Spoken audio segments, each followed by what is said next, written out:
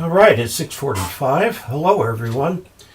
I'm Dave Casler, amateur radio call sign KE0OG, here with today's live stream. I'd originally thought we'd be on the road by now for Quartz Fest, but we start that tomorrow morning. We're going to do that in 2 hops instead of 2.5. So it's all the conditions outside are clear enough now, and we're hoping that tomorrow there's supposed to be a little snow rolling in later. Hopefully we'll be able to get up over the hill before that. We're going to start out from here, go down to Holbrook, Arizona, stay the night there, and then from Holbrook shoot across Phoenix and out the other side and over to Quartz Fest. And we'll be there Saturday evening. So we'll be there for the opening ceremonies on Sunday. Quartz Fest is a very laid-back ham fest. They don't have a real formal speakers program this year because of the COVID thing, and they're not putting up tents.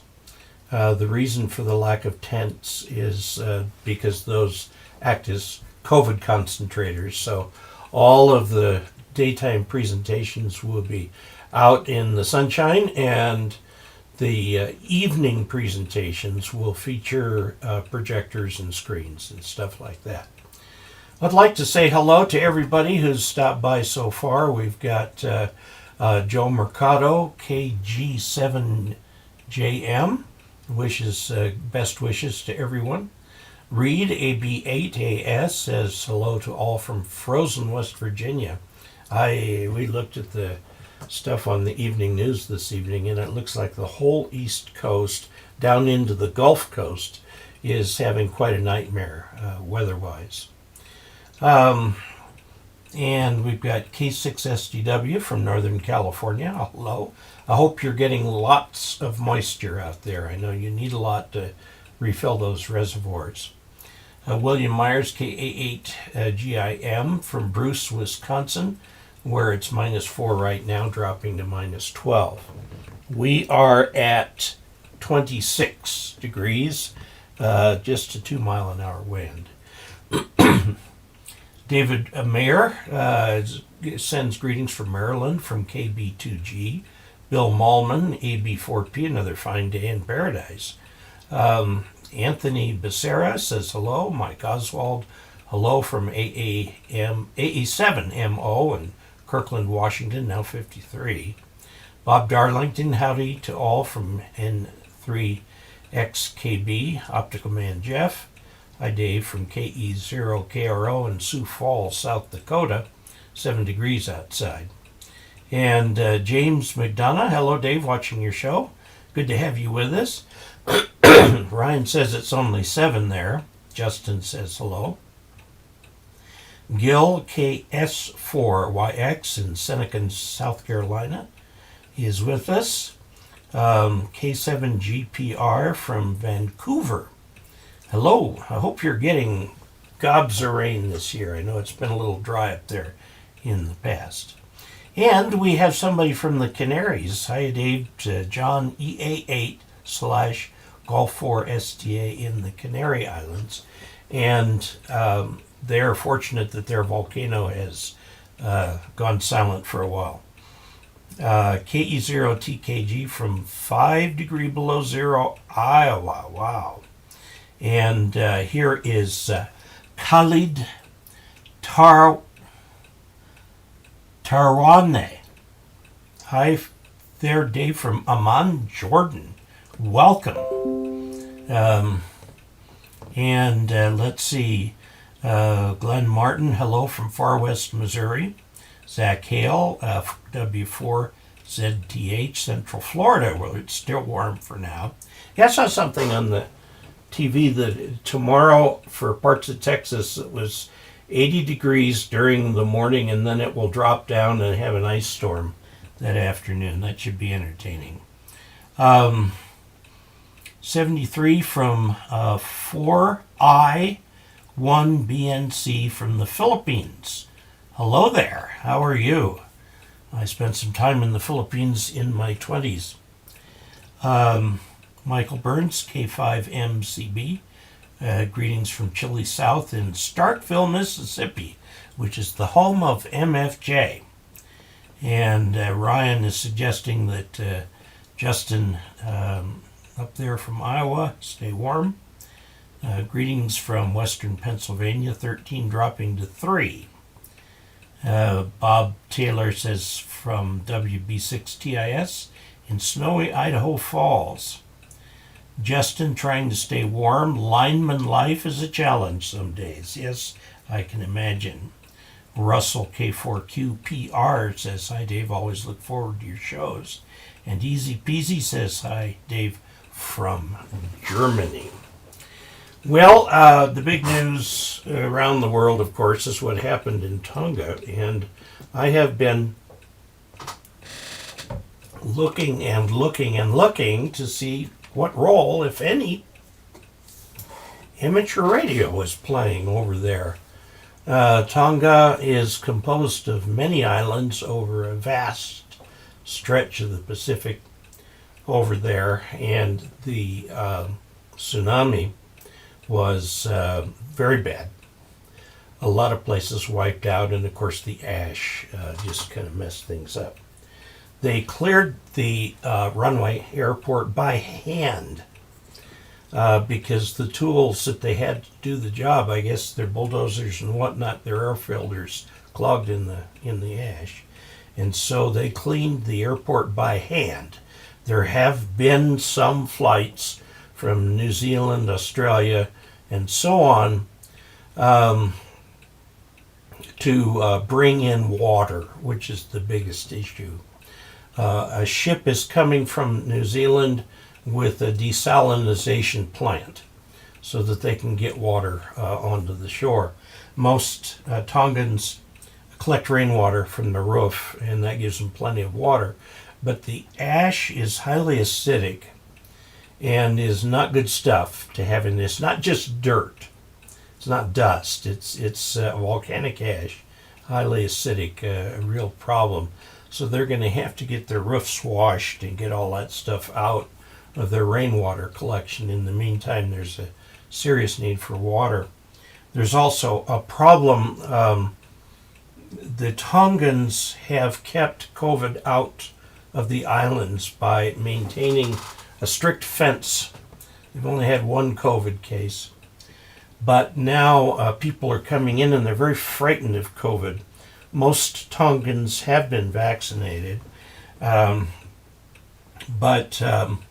they're going to do it in such a way that, like, the New Zealanders will land, empty their airplane, and take off without actually coming close to any Tongans, and then the Tongans will go out and get the things, the relief aid and so on that they need.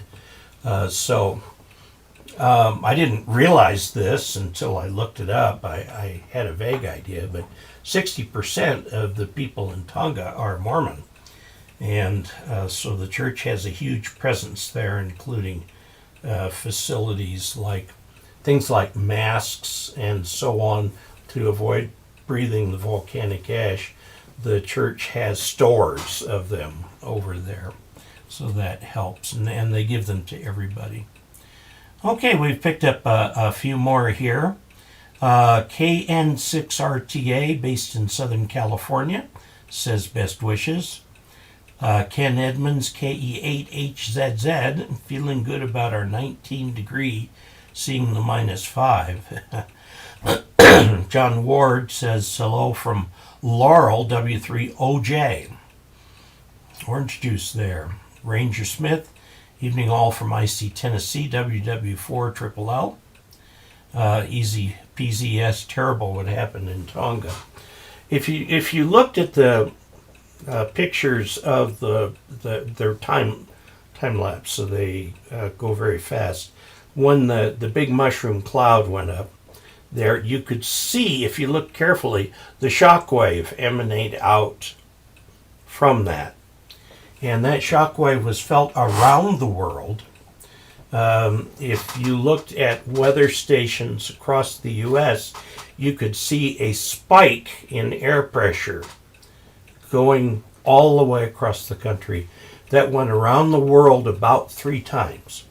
Also, the shock wave actually created a pushing action on the water in the Caribbean and caused a pseudo tsunami over there. Not a very big one, but one nonetheless. It's just the shock wave pushing the water along.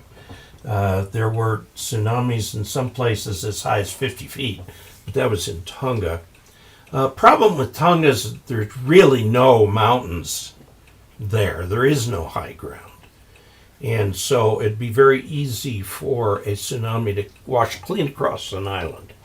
And some of the islands, they did lose all their structures. So far, only 2 deaths reported in Tonga. There was one in Peru or Chile from the tsunami.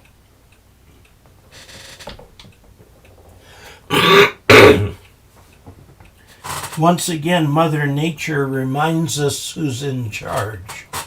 So I think that's what's going on. Let's see, we've got icy Tennessee. Yeah, we talked about that. Volcanic ash is really nasty if it gets wet. And it will, of course, over there because they have frequent tropical storms. They need to wash it out of all their trees and all their crops and everything like that. They're going to have to do something about what the ash does to the soil. It makes it very acidic. And, Tonga is primarily an agricultural nation. So, let's see. Good evening from North Carolina, KG4SKA. Valley Springs, California, K6DCL. Northern New Mexico, KI5RWK. We're going to be going down to Gallup and then picking up I-40, taking that over to Holbrook. Jose Valentin Antonio Restrepo Laverde, 2 on Peru. Okay, 2 who died in Peru. Thank you for that update. Same happened here in La Palma when the ash got wet. Very difficult to remove. Yeah, it is. It is. It is. The thing about ash is, from a volcano, it's not like ash from a fire. Ash from a fire is pliable and all that. The ash from a volcano is very jagged. When you look at it under a microscope, it's very jagged. So if it gets pressed together, it becomes very difficult to separate. So it's hard to wash, hard to get out of things. Well, let's see. Of course, the big thing coming up is Quartz Fest. It's coming up this coming week in beautiful Quartzsite, Arizona. If you take I-10, if you take I-10 from Phoenix and go west toward California, about 25 miles before you get to the Colorado River is the town of Quartzsite, and that's Quartz Site. So there is a Z and then an S in there. And I guess it used to be the site of quartz mines. Still, quartz is used for crystals. We talk about crystal control for ham radio. We have to remember that there's a crystal in everything, okay? Including this phone, there's one master crystal, and then that runs a synthesizer and creates all the frequencies that are needed.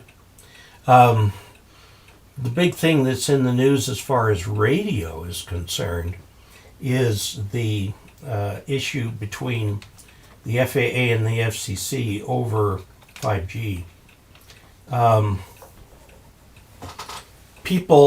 It seems on the news like this is a very sudden problem, but it's a problem that's been known about for some years now. And all the airlines, the Department of Defense, the Airline Owners and Pilots Association, the Experimental Aircraft Association have all protested to the FCC saying this is not a good thing that you're doing by putting this C-band.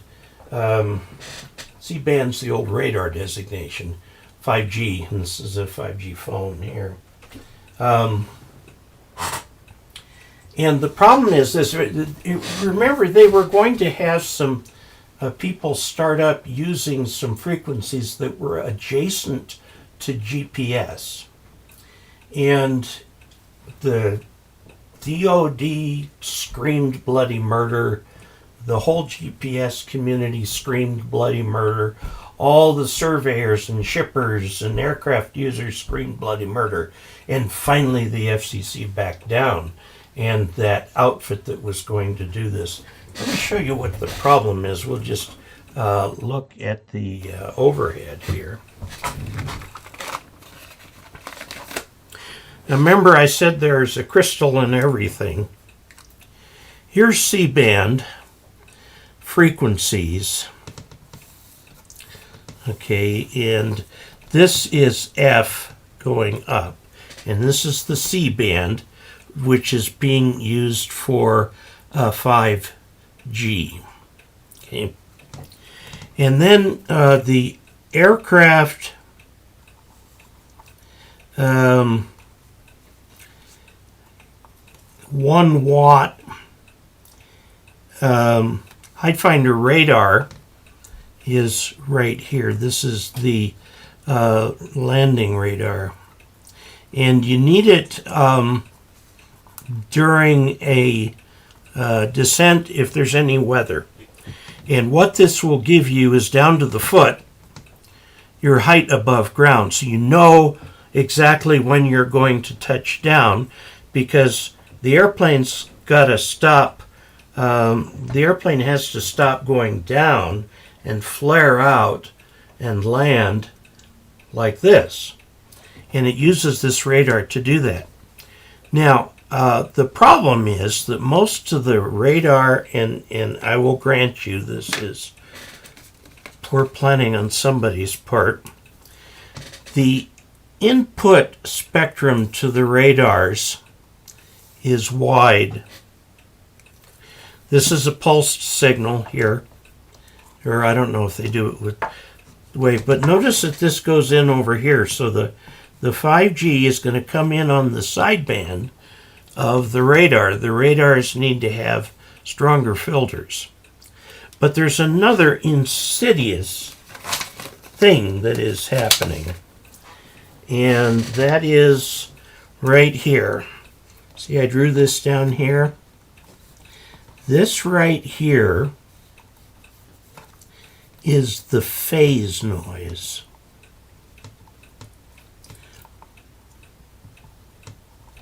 From the 5G phones. And it's right in, and it goes out for quite a ways. And so this reduces the sensitivity of the air-to-ground radar. It's only a 1 watt radar to begin with, but you're getting quite a few dB down, some phase noise in there. Now, to describe what phase noise is, if you take a crystal, which is disciplining an oscillator that's oscillating, what happens in a phase lock loop is that if the frequency goes up a bit, the comparison with the crystal will cause a signal to send it back down. And this happens on every cycle. So every time you have a cycle, there's a little bit of a correction signal. That correction signal, since it happens every cycle, has the same spectrum as the actual wave it's trying to create, but it spreads out a little bit.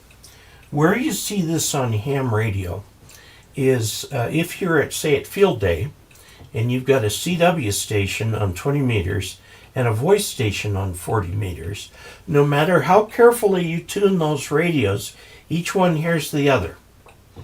And the phase noise from the CW transceiver is loud enough to affect the automatic gain control on the radio that's listening on single sideband. Now, there are a few radios that have outstanding phase noise suppression. The Elecraft radios are well known for putting out very, very little phase noise. There's another trick that you can use. You can use the crystal to just actually create an oscillator, making it a crystal oscillator. And you take that oscillator, convert it to square waves, and you actually count out how many square waves you need before you get a square wave on the frequency that you want.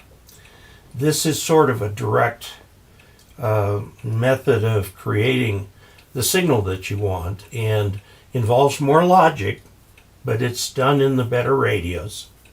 The phase noise is something that makes, it is a figure of merit in ham radio. Normally the phase noise, say created by my ICOM 7300, would only affect nearby radios. Now, this is different from fundamental overload.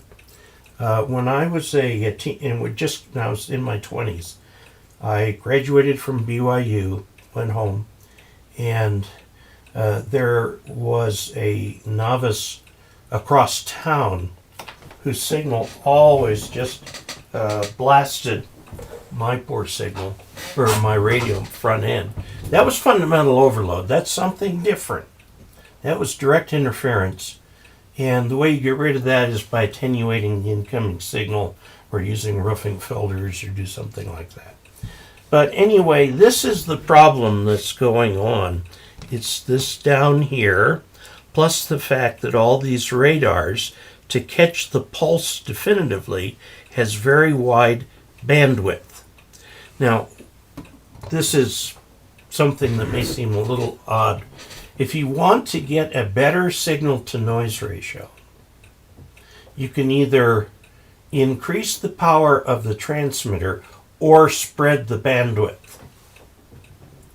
And that's what they've done here with these little landing radars that they've got here. So anyway, that's what's going on that. It has been an issue with the FAA for quite some time now, a couple of years.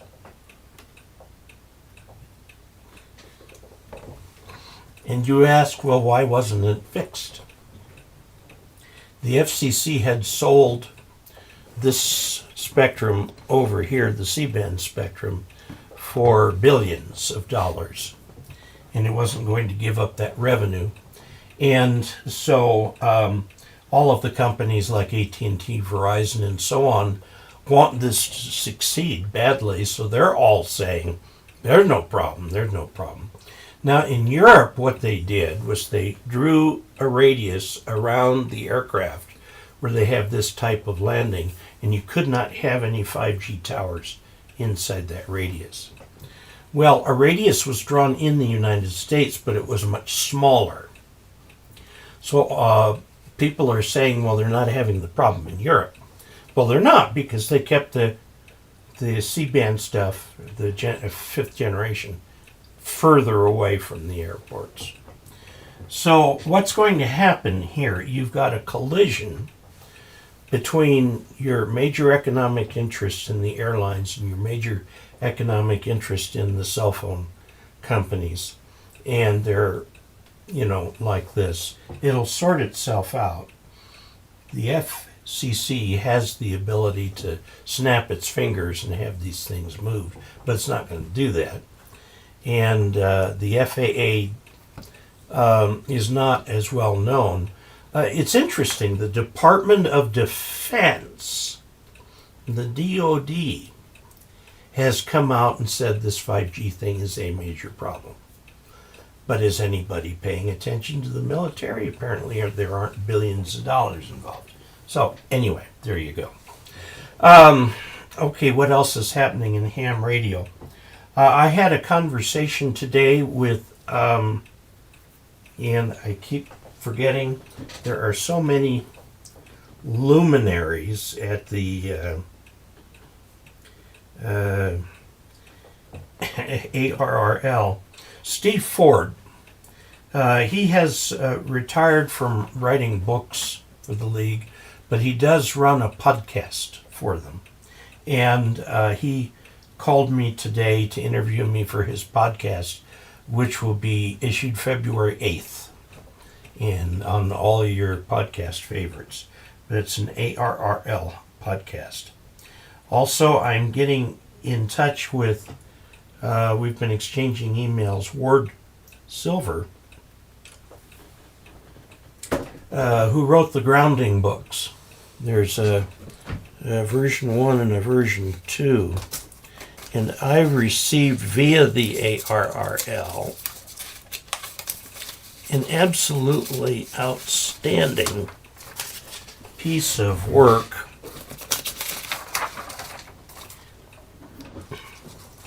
This, he's asking about the grounding because this is what the new grounding book says.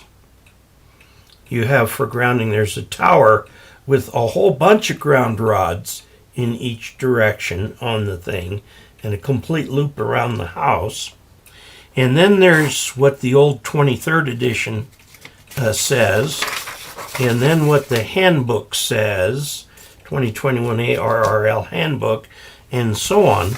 And so I have gotten in touch with Ward, and we're going to get together after I get back from Quartz Fest and do a video on how grounding has evolved in ham radio.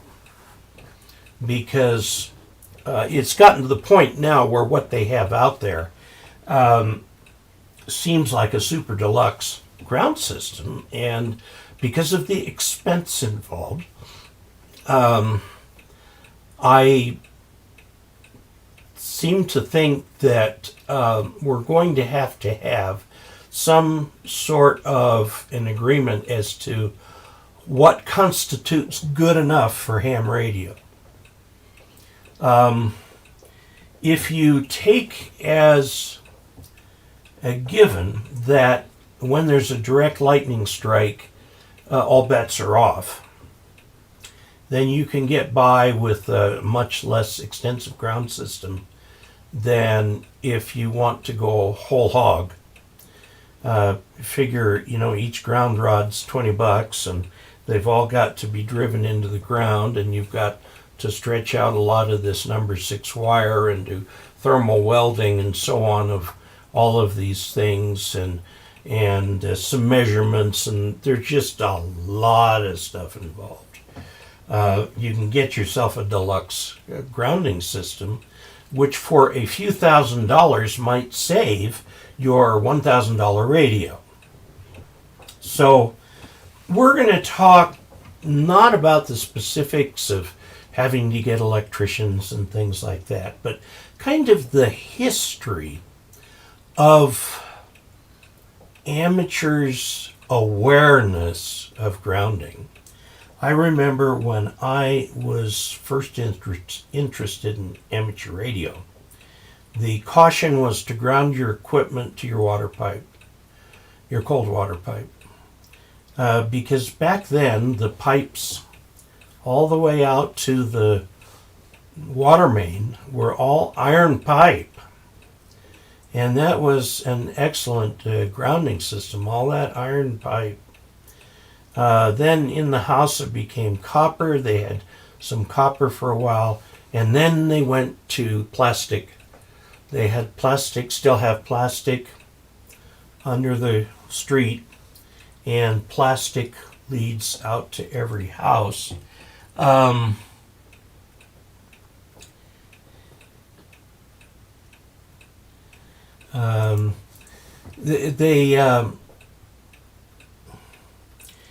It's changed to have a ground rod. Well, okay, now bond the ground rod with your utility ground rod. Now, to have one at the bottom of every antenna and stuff like that. My step IR, big IR vertical does have a ground rod that's put in. That was put in courtesy of the N6GR. And I'll remember his name in a minute. He's a good friend. He's a patron and very interested in this channel. And he's the one who helped me set that thing up. It was kind of a complicated antenna. Today I put a hole in the chimney to run some coax. Didn't use a mask. Those dust particles are nasty, sore throat, etc. Yes, you do want to use. Here's somebody from Sydney, Australia. Victor Kilo 2 Yankee India Oscar. And in Nova Scotia, Victor Echo 1 XTC from Nova Scotia in Canada, which is, I would imagine, a little cold right now, because all these cold fronts that go up the east coast keep going. I mean, they don't run off the end of the earth when they get past Maine. There's a whole nother country up there. And interestingly, if I remember correctly, Nova Scotia was actually a separate country from Canada for a number of years before they joined the Canadian Federation. New Hampshire says hello. Got a Zoom meeting I must switch to. Hate Zoom from AA7MO. Greetings from VK land from Victor Kilo 4 Delta Papa Charlie. From Texas, AI5FR. Hello from W3IG in Delta, Pennsylvania.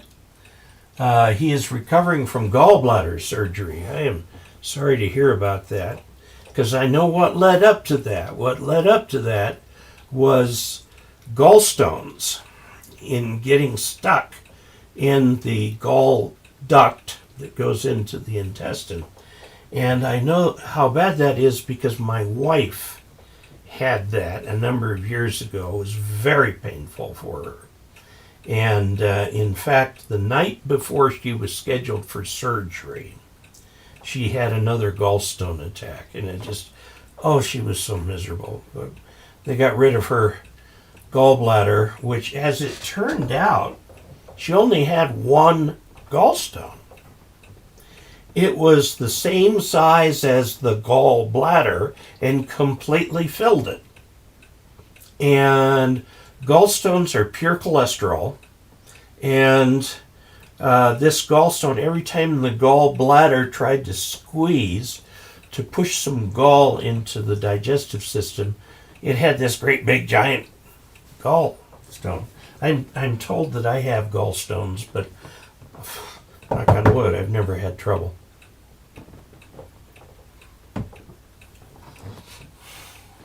Roz Brown, KE0OG in Lakewood, Colorado. Hope Christmas Island survived the wave northeast of Tonga. It's only 12 feet above sea level. Stationed in there in 1961 flying patrols for the AEC, Atomic Energy Commission, high altitude tests. Very interesting.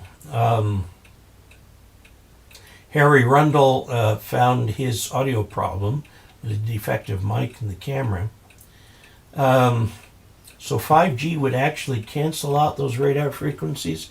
No, as shown in the diagram here, this is your 5G, this is frequency going up.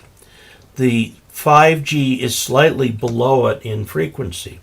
The problem is that there's not a good guard band in between. The landing radars are much older technology and don't have the sharp filters they need. And so, I don't know if you're replacing anything on an airplane, it's expensive.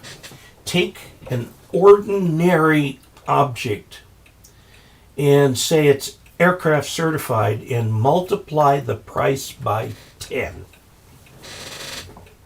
For example, in my airplane I have a little Garmin G5. It's a multiple instrument, does a bunch of things. It's usually used as a backup. I often use it just as a GPS compass for magnetic north. But it also has an artificial horizon in it and stuff like that. My aircraft is experimental, so I don't have to buy certified things for it. So I got that one for $2,500, which is still what I consider very steep. But if you buy the identical product for a certified aircraft, it's twice that price. It's $5,000. And I just recently picked up a little turn indicator from a shop down in Arizona. They don't even sell them for certified aircraft, and I got it for $250. It's just a few gyros and stuff in a box and a little screen to display, and it was very inexpensive. I haven't installed it yet. I had as you know, a hiatus from learning to fly, and now my aircraft has had its annual. It's the last of the squawks are being worked off, and by the time I get back from Quartz Fest, I'll be ready to fly. And then it's going to have to be fly hard. The idea, hopefully, here is I can solo pretty soon and then go do all the practice, all the maneuvers that I need to do. I can go up and practice as much as I want, as long as the wind doesn't get bad in the afternoons.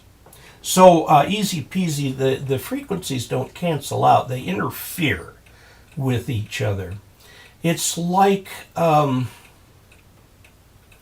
you're watching television in your room and there's a television in the next room, and it's on quite loud, and the wall filters some stuff, but you still get a lot of the sound, and it interferes with what you're trying to watch.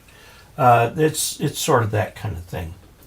Let's see, Optical Man Jeff says kind of like the TVI we had with channels on VHF and UHF TV channels we had during the late 40s and 50s. If you've ever wondered why there's no Channel 1 on television, these are the old TVs. Started at 2 and went up to 13. And then there were the UHF frequencies above that. Because Channel 1 became the 6-meter ham band. And they're close to Channel 2, frequencies and so on. And a lot of ham radio equipment isn't designed to really filter its output very well. That was back then. Now it's excellent. But back then, not so good. And so hams always had this perpetual black eye having to do with television interference. So people would call it the Tennessee Valley Indians, TVI. That's long gone now. We don't have that problem anymore. Now, the grounding book, let's see here. Confirmed my very first CW KE0OG just recently after a lot of G4F1 training. Congratulations, Russell. That is just absolutely super. Keep it up. And the more you're on the air, the more your speed capability will go up. Thomas Bewick says he loved the grounding book. He's learned so much from it. There are 2 issues of it. There's the first edition and the second edition. The second edition is out now. And it is stricter. Okay? And that's kind of what I want to talk to Ward about since he wrote them. Ward has been writing books for the League for many years. He's considered one of the luminaries at the League. And so I want to talk with him about the history and what's happening in ham radio with grounding. I mean, after all, we are not commercial stations. You talk about an AM station putting up an antenna, and the FCC has all these requirements, including the radials.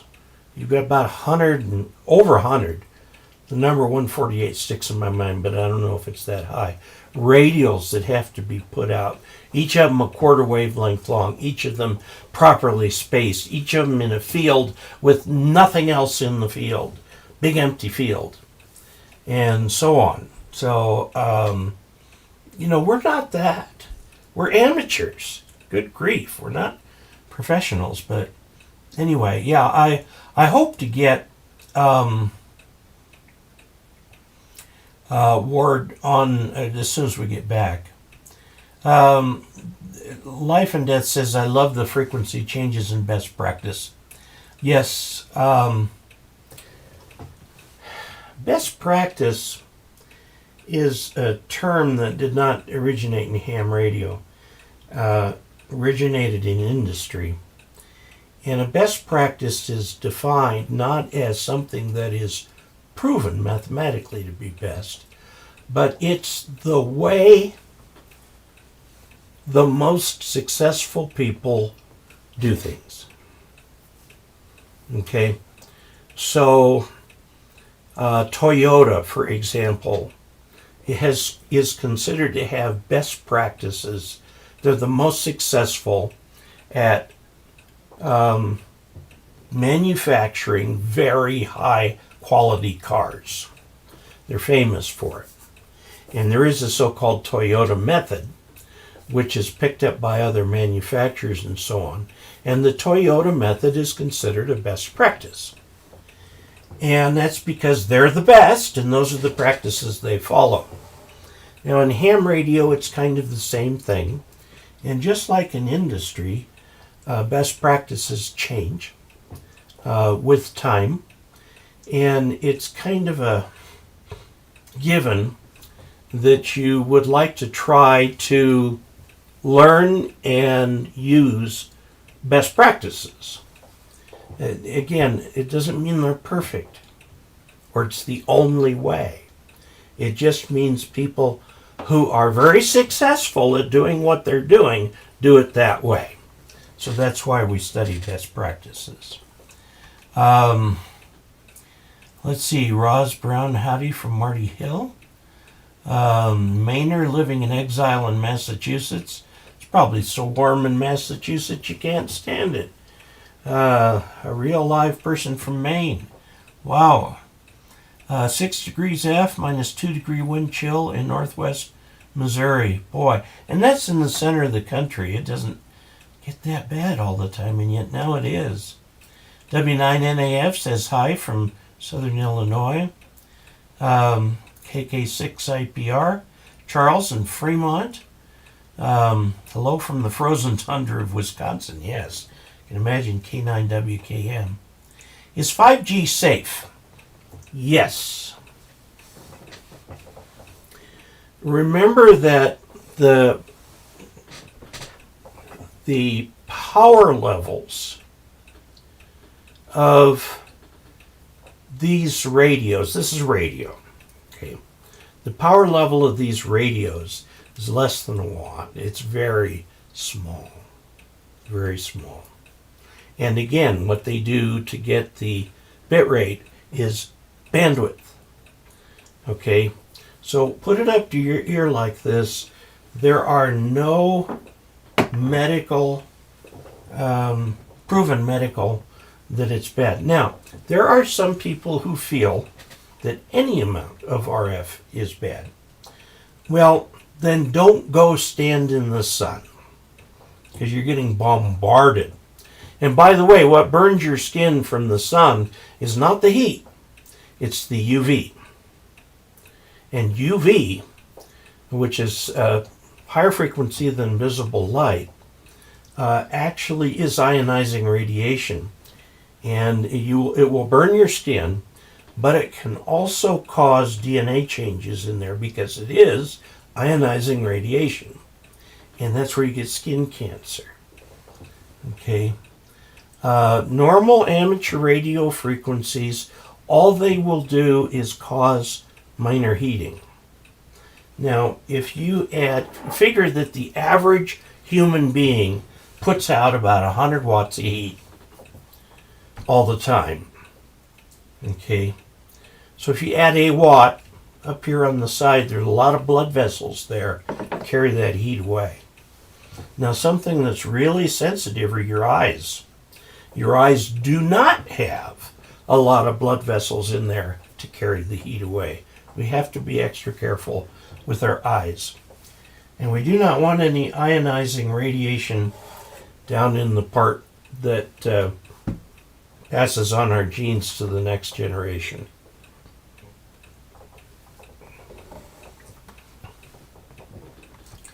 He says a mate of his started suffering with headaches after having a new wireless router installed in his shack.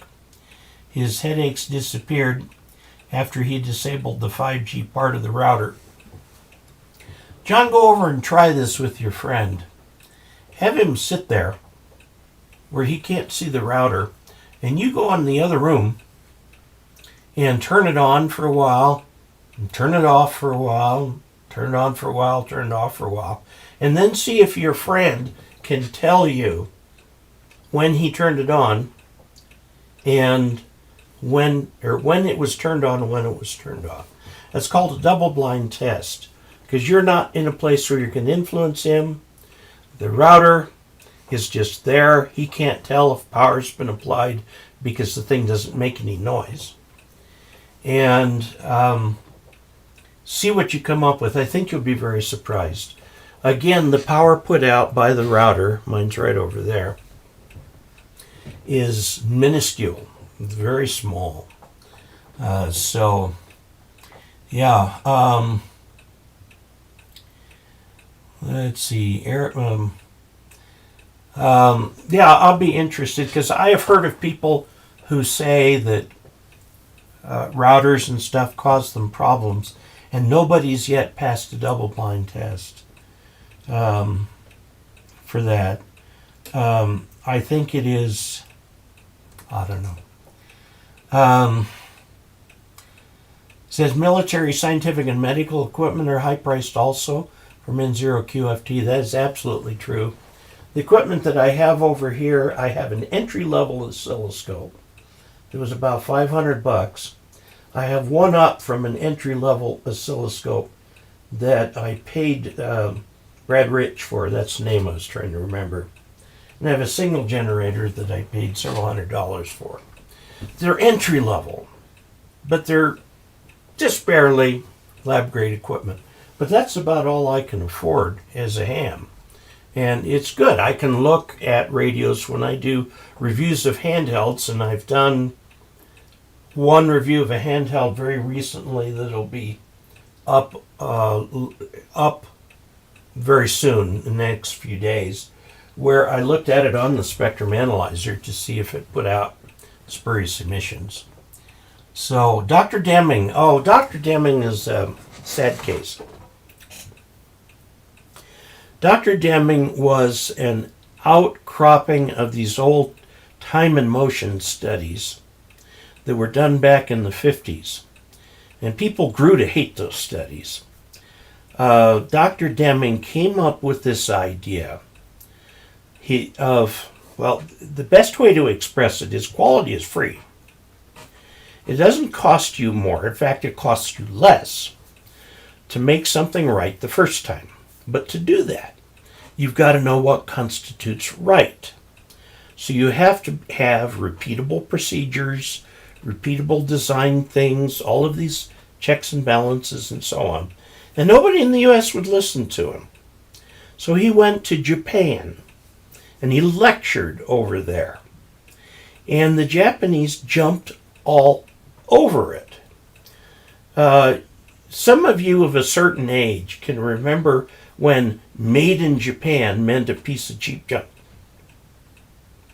Well, nobody would say today that a Nikon or Canon camera is a piece of junk.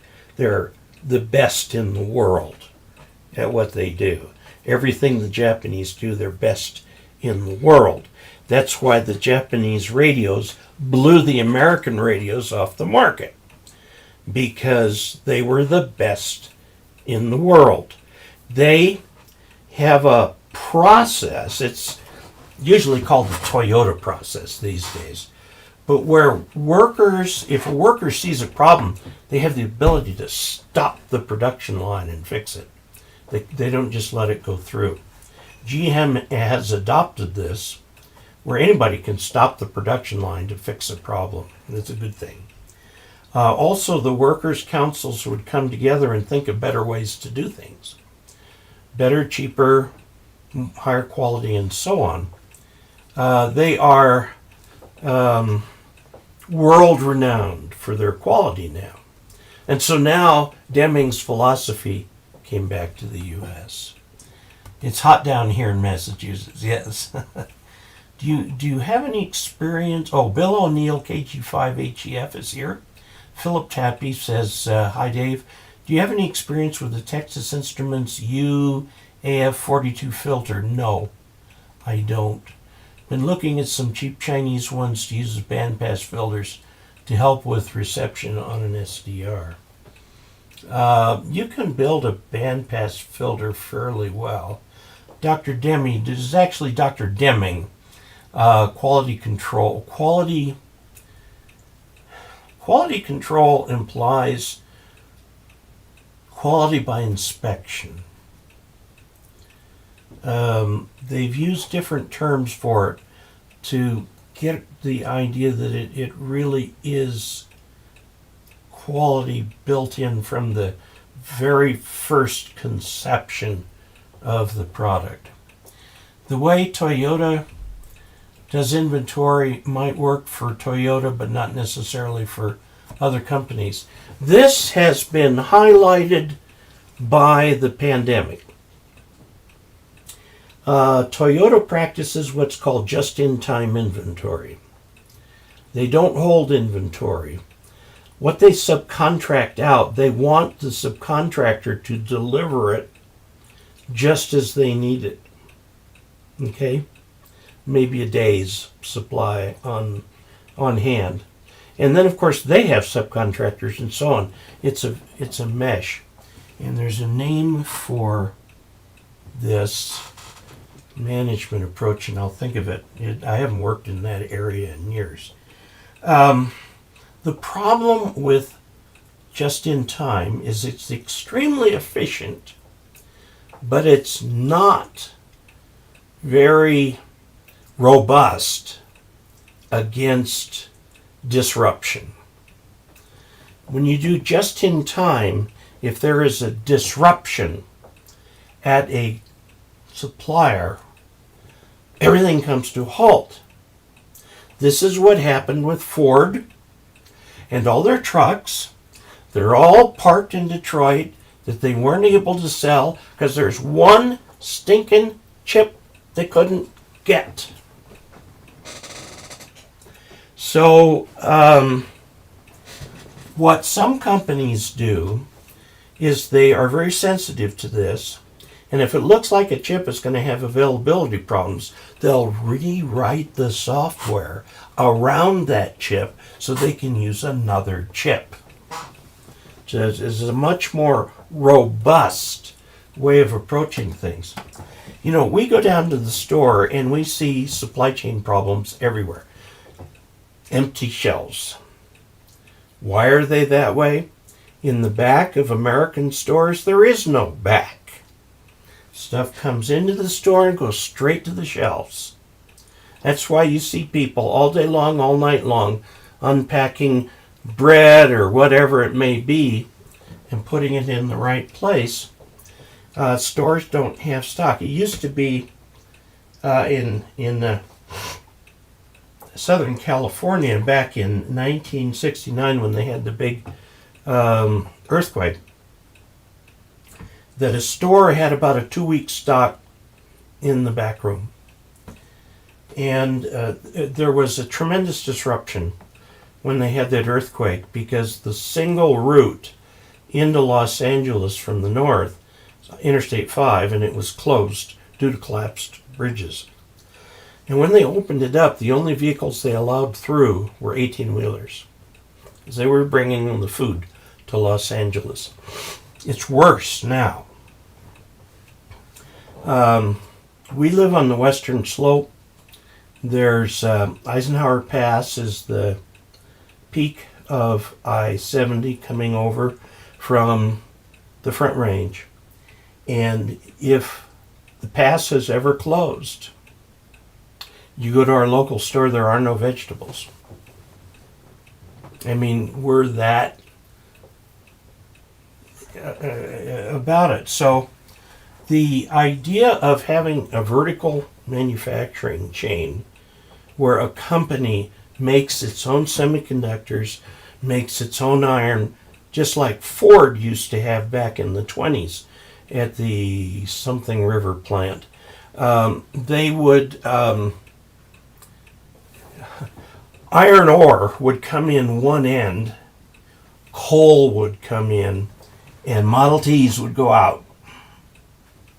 Okay? They were vertically integrated, meaning they made everything. They owned their own supply chain. And we're going to see people start to go back to that because GM got caught out when the chips didn't arrive. And you cannot turn on a chip foundry very quickly.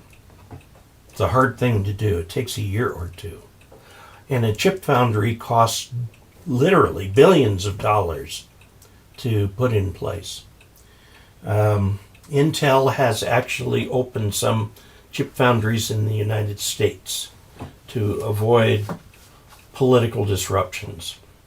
And now with all of the trouble with the pandemic, there aren't enough people who are well enough to drive the trucks, to move the stuff that we all need. And we are moving into an era of a few years, I think few years, of shortages. Where you go to the store and if they don't have what you want, you make do with something else. And that is a real problem. We've gotten caught out with that. Best practice, isn't it magical thinking? Well, of course it is. Let's see. I got a little bit behind here. My YouTube channel. Oh, this is from Indonesia. Let me show that. So after a nuclear war, you just have to DX a lot.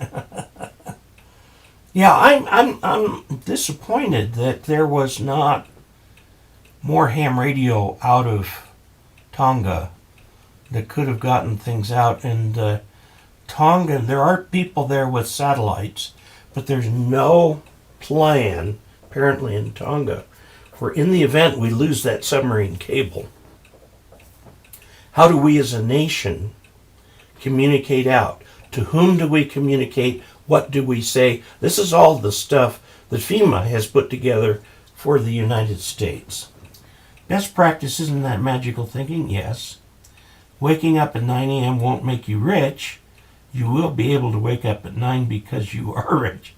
I have to admit I get a little using best knowledge should be best practice. There is a saying in the quality trade that best is the enemy of good enough. And there are people who overwork something when it's already gotten past the point where it's good enough. You know? And so some people say, I want it to be the best. I want it to be the best I can make. And other people say, timeliness and cost are part of quality. I remember being very surprised the first time I heard that. It was from an IBM manager. The timeliness is part of quality. So, I don't know. It's this whole enterprise integration. Oh, I'm trying to think of the name for it. There's a phrase that has to do with how all these things are coordinated. And I used to kind of work in that area a little bit. John Ward says after 40 years in ham radio, made his first contact on 12 meters. Although they said I have distortion, is that because of browning? Or could that be too much volume on the mic Your speech compression might have been set too high. Your mic amp, the mic gain, might be too high. Go look at your instruction manual on how to set those. And I think you'll find that your signal will clear up quite a bit. Ranger Smith has Hot Cats. Repeater in Indonesia. Darren VE9AE St. John, New Brunswick. That's also way up there in the corner. Cat's body temp is 101 Fahrenheit. Tawarna. It's like the difference in price between a Baofeng and the Yaesu handhelds that covers the AM bands. Yes. The UV5R is a piece of crap. The reason it's a piece of crap is it's very difficult to program. And if you look at it on the oscilloscope, it's putting out all kinds of spurious signals. Now, they made the GT5R that actually comes out of Radioddity. Those two companies seem to have a lot close connection. And I tested the GT5R, which is not terribly more expensive than the UV5R, but it is tremendously better in terms of the emissions. Okay, so it's just a better radio. Still hard to program and all that. But let me tell you, there are amateur radio, emergency service, RACES, auxiliary communications, all these people. One of the things they want you to be able to do is program in a new repeater from the front panel. On some of these less expensive Chinese handhelds, that's nigh unto impossible. However, there's Chirp. Now, Chirp does not work on digital. Personally, I think Chirp runs the risk of becoming rapidly obsolete if they don't get over that. And I told that to the owner of RT Systems once, myself, in person at the New Mexico Duke City Ham Fest, which was a couple years ago. And I hope to go again this year. It will be in the September-October time frame.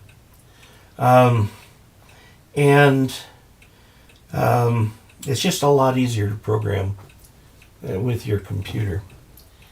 Yeah, Sony's are great radios too. When you pass the technician exam, I've heard you then have the opportunity to take the general, at least with in-person exams. True. Do you also have the opportunity to take the extra if passing the first two? Yes, but I don't recommend it. Here's what I suggest as as a best practice. Go for your novice and general at the same time. Use the 2-meter radios to talk to your local buddies, and then really get into HF with the general until you really understand it. You have a feel for the bands. You've got an antenna that works. You've got a working station. Then go work on your extra. And when you work on your extra, I say about 2 years later, when you work on your extra, it will mean so much more to you than if you just walk in off the street and walk out with an extra. I have met many people who went 0 to extra in one sitting, and within a week you'd never heard of them again. They got their license. Wow, I'm going to go on to my next thing. So I don't suggest that. Cheap Japanese transistor radios were considered crap in the mid-1960s. That is true. That is absolutely true. But that's about time they started to get the Deming religion. Okay? And I bought in 71 a Pentax. It was the very first Pentax. It was a Spotmatic. Pentax Spotmatic, Japanese camera. That was back when there was still a race between Pentax and Nikon as to who could put out the best camera. That was about the time the Nikon F1 came out. What a wonderful camera that Pentax was. It was a piece of art. And they went so far from the 50s and early 60s into the late 60s when they'd completely turned that reputation around. All right. Jackster0729 says, "Hi Dave, my wife is going after her technician license because of your influence. She watches along with me. All the best." Well, hello to Jackster. I guess you must be Jillster, who's there. Good luck with your examination. Welcome to ham radio. Get yourself a radio and become radioactive.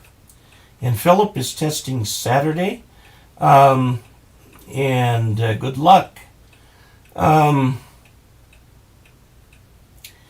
Now, here's where there's a difference between ISO 9001, which is the quality of the design implementation. Then there are other stands for the process of designing out the flaws in the design, discovering them, testing them, and getting them out. They're really two different things. I remember that an organization I was with wanted to go ISO 9001, and I looked at it, and basically what ISO 9001 says is you document your processes and you follow your processes. In other words, what you say you do is what you do. That's ISO 9001. And it's important. But if you're doing like code development, something like that, there are other processes. And I can't remember the name of all of them, but it is a way that you reduce design errors in the code. One, for example, that seems horribly duplicative is to have two coders sit next to each other in front of the same computer. But what happens, and this has been proven every time, as you build the code, each catches the other's errors, and the resulting code has so far fewer errors that you save enough money in test and repair to pay for the fact that you've got two coders sitting at one computer. So that's one of the things they do. There's all kinds of software methodologies for that. Peter Drucker, Israel management theory, yes, but Deming did a good job too. Let's see, implies quality. Let's see. Kaizen is the Japanese term for continuous improvement. Always improving, yes. And that is different from ISO 9001. Deming, Drucker is is management theory. True. Let's see. I may have to skip a few of these.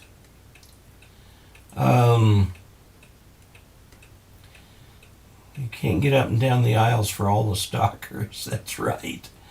NAQP party Saturday. Okay, bring some fun to the bands, contest. Chip fabs will return to the USA. Some will. Remember that the USA is only 5% of the world's population. Europe, the European Union, is bigger than the USA. It's a bigger economic bloc. So, I mean, we're not the drivers anymore like we used to be. Chip fabs have only a 10-year lifespan. That's because the product only has that. Yeah. Ford no longer owns foundries and rubber plantations. Yeah, the Sherman Antitrust Act kind of broke that up. But, yeah, that's true. Is an analog signal path still beneficial these days in ham radio? Sure, why not? I mean, the things like dynamic mics, analog preamps, and compressors. The preamp is often analog. After that, it's converted to digital. and then everything done digitally. Of course, a lot of radios still have a lot of analog in them. Speaking of about quality control, the guys who built the James Webb Space Telescope certainly got it right. The people who built the Pioneer and Voyager spacecraft got it right. And it's been proven by what they did. The NASA mentality originally was build a little, test a little. Build a little, test a little more. And that's how we got people to the moon. And then there were people in NASA who said we can skip a lot of that testing and save money. We can do rapid development. And then they started literally, and I remember I was in aerospace when this happened, Lockheed Martin put several rockets into the ocean, one after another. And NASA backtracked in a big fat hurry and went back to build a little, test a little, build a little, test a little, and so on until they got things to work. That's what they got. Chasing better kills good enough. Yeah, I know. Toyota's jet production were based on cottage workers. I'm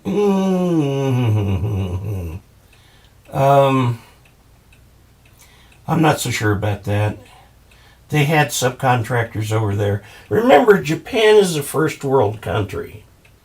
Okay? And I know their culture is very different from ours, but they are a first world country. Yeah, good, cheap, and fast. Pick any two, that's true. Enterprise Resource Planning, thank you, ERP. That is the name of this whole process of understanding exactly what you do, getting it set up in computer systems that can track. IBM set up an ERP system for Hershey, the chocolate makers. And where they ran into the problem was the people who were shipping would take stock, ship it, and then not enter it into the system. And so the people making the candy didn't get any orders for candy because it was all sitting in the warehouse according to the computer. They just about went out of business because they were not using their own system. Needless to say, that got fixed. Calvin Collier says from Lovelady, Texas, I'm going to take the general exam in a couple weeks. See you on the air soon. Very good. That's when discretion should come in. Some things are fine and good enough. Others need to be pushed further. Yeah. If every part on the James Webb Telescope were 99.9% reliable, there would be a less than 20% chance that the thing would even get off the launch pad. And that's just the way things add up. You've got to have better quality than that. 5 9s, 6 9s. See that as a mechanical typewriter behind you? It is, in fact, it's a Smith Corona Courier 12 made in 1973. And it says SCM in the Smith Corona. The M is Marchant, which was a European partner in those. And it works fine, by the way. Theater for good luck. Don't forget to smash like and subscribe. Yes, show. Why did Google find that? William Myers has put $20 into the chat revenue. Thank you very much. He says, thanks, Dave, from KE0OG. Khalid Tawaran, and I'm just going to call you Khalid, if I may. 100% agree with waiting the 2-year period. Harry Rundle put in $10 into the chat revenue. Thank you. Says, Dave, this evening's Q&A is worth every penny of this super chat. Thank you. Ranger Smith got my tech in general within 3 months.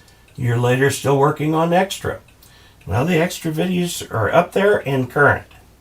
And by the way, the technician test changes this year, July 1st. And so one of the big projects I'm going to have here is I'm going to be working with the person who's updating the technician manual, the ARRM manual, so I can update my videos to match, so that on the 1st of July we can make that, well, we'll make that cutover when the book becomes available. Okay, Canon all day long. Yeah, it's Canon versus Nikon now. Nobody has better color than Canon. I have a Panasonic G7. It's a camera used a lot by YouTubers. They've got newer models now. Used a lot by YouTubers because it's more a video camera than it is a still camera. And that's why I got it. And it provides beautiful video. A lot better than this old Panasonic. This used to be my good camera. This Panasonic right here. And this was like $500 or $600. The G7 was close to $1,000 and was paid for by channel funds, I might add. Just added a recent camera, the little DJI Osmo, and we use that now for a lot of our stuff. I have the dual band mobile market. Many have added digital modes. Don't care for the digital modes that much. Think the audio sounds wonky. Will buying only analog leave me behind the future? Those so-called digital radios are largely analog. They're not SDR radios. They're analog radios. Personally, I think DMR, which is becoming the most popular, although C4 FM and the JARL one are better. I think DMR has the worst audio of the lot. I really don't like DMR audio. You don't want to be one of those extras who doesn't know what SWR is. Absolutely.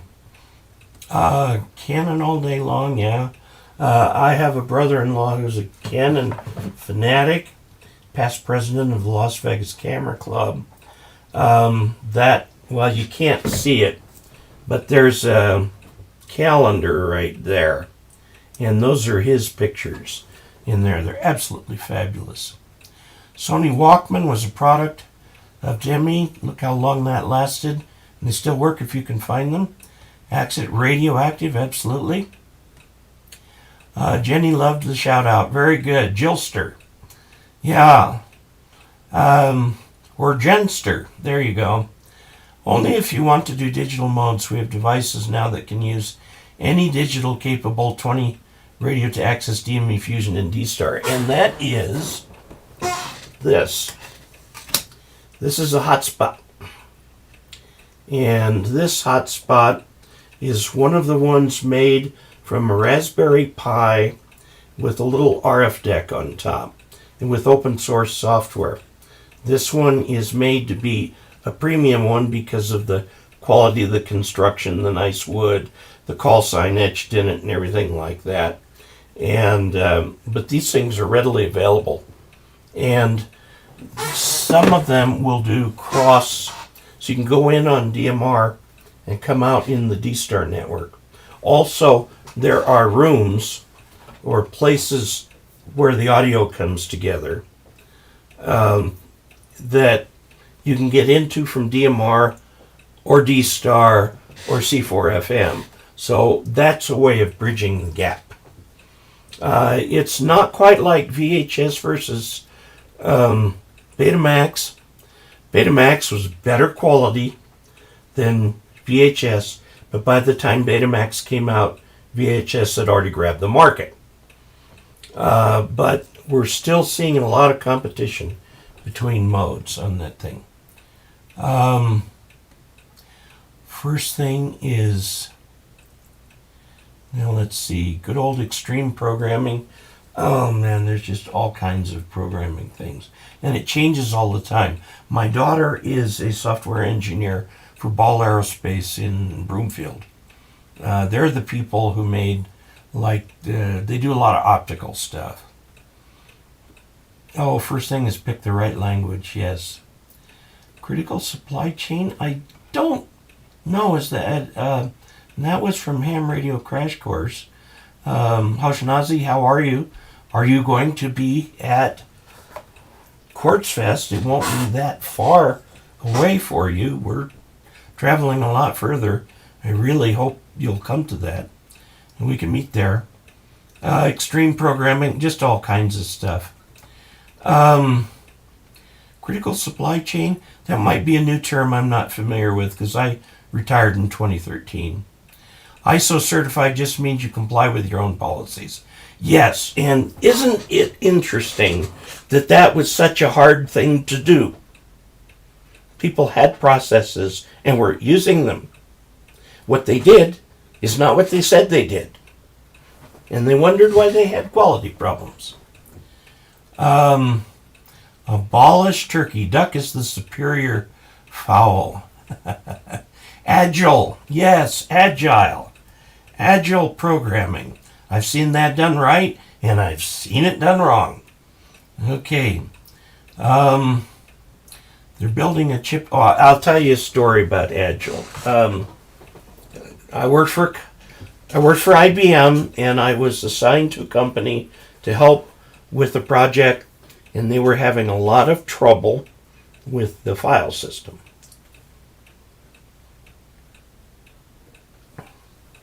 This was an absolutely enormous database for a classified customer. And I knew what it was used for, and I was very comfortable with that. But there was a guy who wanted to use a COTS, not commercial off the shelf, an open source file system. This was for very high speed file systems, bringing many network computers together. And he could never get it to work, and they ended up being about 3 months behind. And management would just, like this. And so I went in, and I started working my way down the chain until I got to the person who was having the issue. And he explained it to me.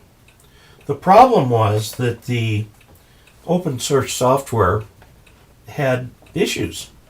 When you do manage great big giant file systems like that, there aren't that many people who do it. And so there aren't that many people who create open source software for it. He was bound and determined he was going to get this thing to work. He was just a day away from it and had been for 3 months. I went back to his boss because I knew I couldn't convince the guy, but I went to his boss. And I said, have you ever heard of GPFS? General Purpose File System, built by IBM. It's the supercomputer file system that IBM makes. It's the kind of thing that was on Watson and stuff like that. He says, I've heard of it, but it's expensive. I'm saying, how much does this 3-month delay cost you?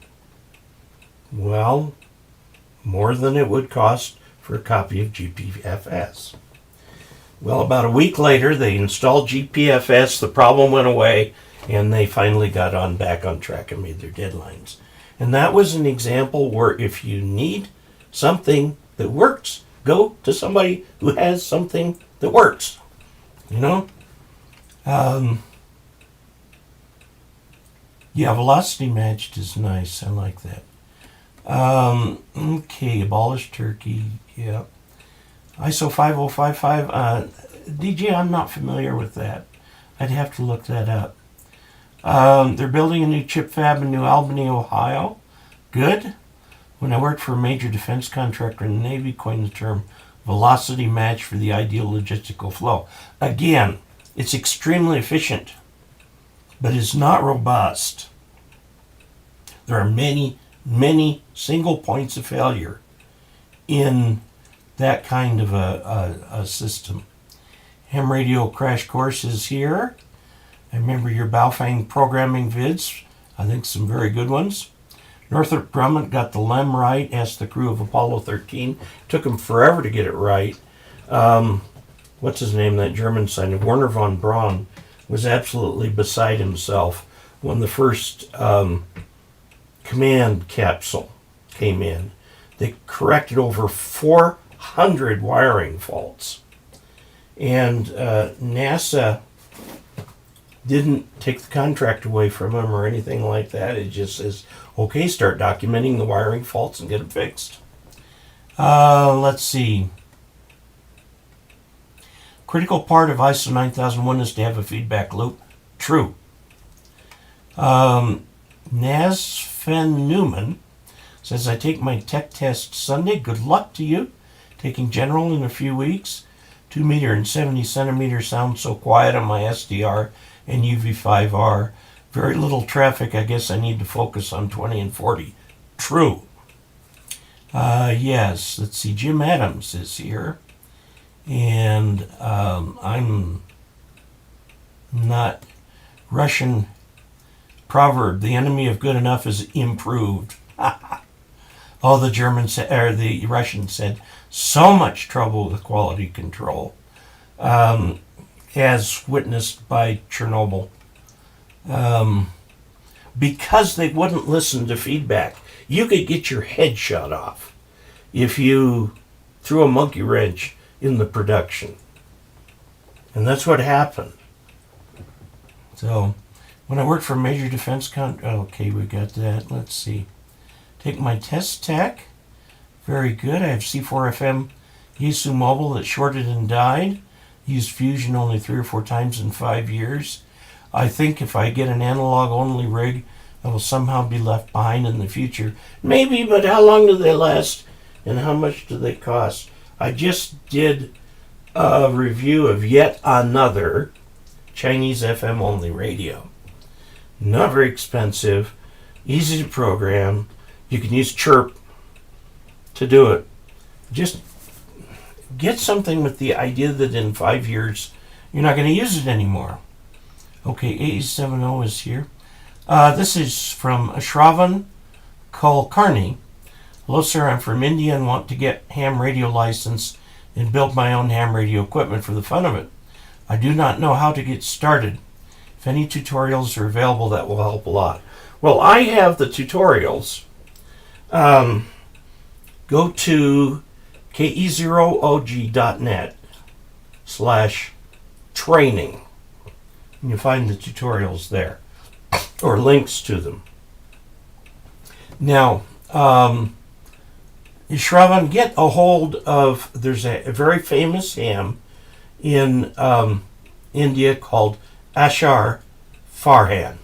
ASHAR Farhan, FARHAN.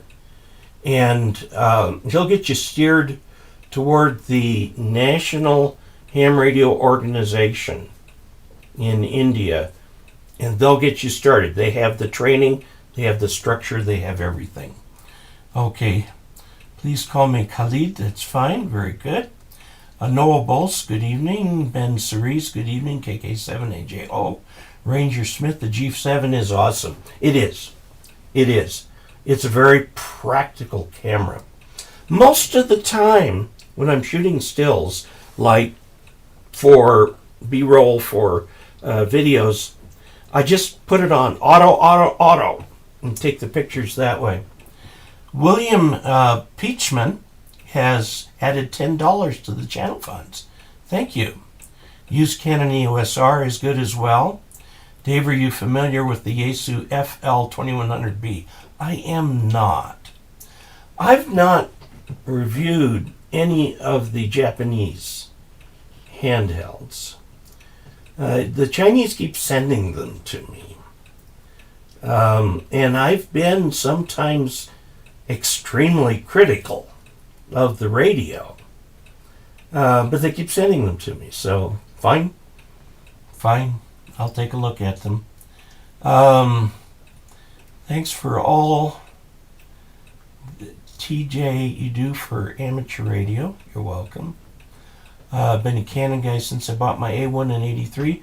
Do you need an external relay for the FL2100B? I don't know. SWR equals super weird radio. Short is standing wave ratio, which many people think is the be-all, end-all measure of antennas only because it's the easiest parameter to measure. Okay? That's the only reason people talk so much about it. It's easy to measure. Remember, a dummy load has an SWR of 1 to 1. And a dummy load doesn't radiate at all, in theory. Okay, so there are lots of other measures of antenna. DMR rocks, there's a lot of people who really like it. Tennessee, James Reese, where are you in Tennessee? I'm in Clarksville. James Reese has, I think James Reese is in Tennessee. KG4BKR. I know you were trying to get a hold of me, and I didn't have a good way for you to do that. Send your question and your contact info to Ask Dave, no hyphen, Ask Dave, at arrl.org. I think it's the best way. I bought a Canon for 20 years until they started to fall apart. Now it's Sony or Panasonic. Dave, just wondering, with all the writing and video that you do, how much time do you operate in the HF bands? Nowhere near enough.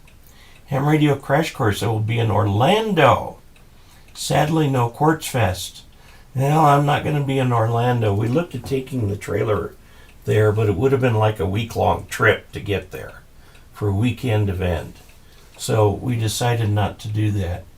I don't know, it'd be nice if I could fly, but the ARRL wants me to be at 2 events a year, one of which is Dayton, and they'll pay for that.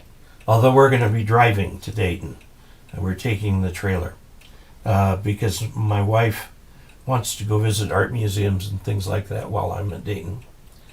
Mountain City, Tennessee. Well, Josh, sorry I won't see you. The last time I saw you was a couple of years ago at Dayton. So, Opticalman Jeff, $15. Thanks, Dave, for all you do for the Ham Radio Group. Thank you very much. Quality Assurance was Deming's preferred title. Good. This is the best live stream on YouTube. Great job. Thank you. Good day, Josh. Yes, absolutely. Dave, why were capacitors originally called condensers? Oh, that sounds like a video.